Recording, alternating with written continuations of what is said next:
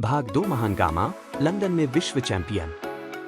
नमस्कार दोस्तों, sports castle में आपका स्वागत है। गामा को अभी तक रुस्तम हिंद घोषित नहीं किया गया था, लेकिन बख्श के खिलाफ उनके प्रदर्शन के बाद उन्हें इस खिताब के मुख्य दावेदार के रूप में पहचाना गया।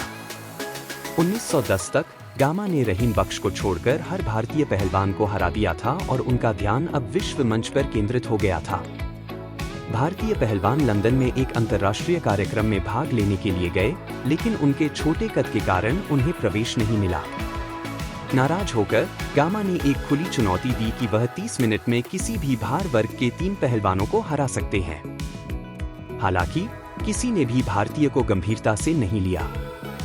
लंबे इंतजार के बाद गामा को आखिरकार एक चुनौतीकर्ता मिला, लोकप्रिय अमेरिकी पहलवान बेंजामिन रोलर, जो एक डॉक्टर और एक पेशेवर फुटबॉल अमेरिकी खिलाड़ी भी थे।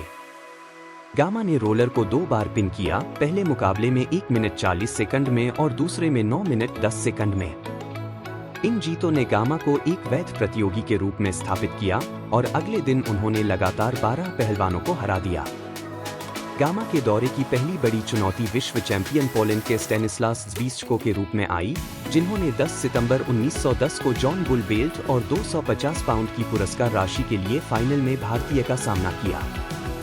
मैच के 1 मिनट में गामा ने ज़्विस्टको को नीचे गिरा दिया, लेकिन पोल ने लगभग 3 घंटे तक अपनी रक्षात्मक स्थिति बनाए रखी और ड्रॉ किया। यह प्रदर्शन ज़्विस्टको को कोई प्रशंसक नहीं दिला सका, लेकिन उन्होंने गामा को आधिकारिक मैच में ड्रॉ पर रोकने वाले कुछ ही पहलवानों में से एक बना दिया। दोनों का 7 दिन बाद फिर से मुकाबला होना था, लेकिन ज़्विस्टको नहीं आए, जिससे गामा को जॉन बुल बेल्ट और विश्व चैंपियन का खिताब मिला। 1927 में पटियाला में ज़्विस्टको गामा से फिर मिले, लेकिन 1 मिनट से भी कम समय में हार गए। मैच के बाद पोल ने गामा को टाइगर कहकर पुकारा। स्विट्जरलैंड के मॉरिस डेरियाज और जोहान लेम, उस समय के यूरोपीय चैंपियन, और स्वीडन के जेसी पीटरसन, एक और विश्व चैंपियन, जैसे प्रमुख पहलवान भी गामा के हाथों हार गए, क्योंकि उन्होंने विश्व मंच पर अपना प्रभुत्व बढ़ाया।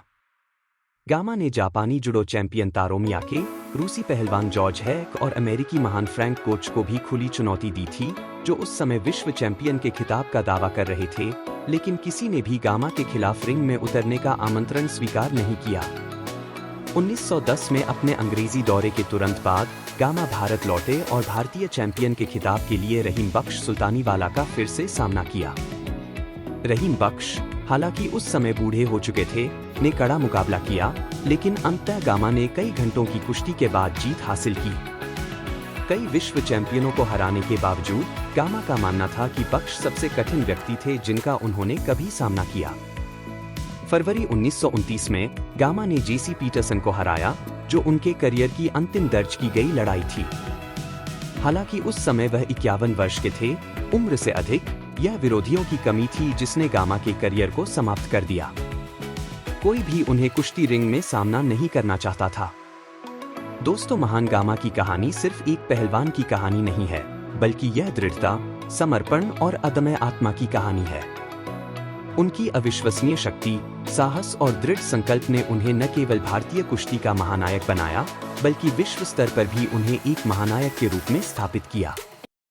तो दोस्तों, यह थी महान पहलवान गामा की कहानी। अगर आप भी खेल के दीवाने हैं और खेल की दुनिया की हर खबर से अपडेट रहना चाहते हैं, तो हमारे चैनल को सब्सक्राइब करें और बेल आइकन दबाएं ताकि आपको हमारी हर नई वीडियो की सूचना मिल सके।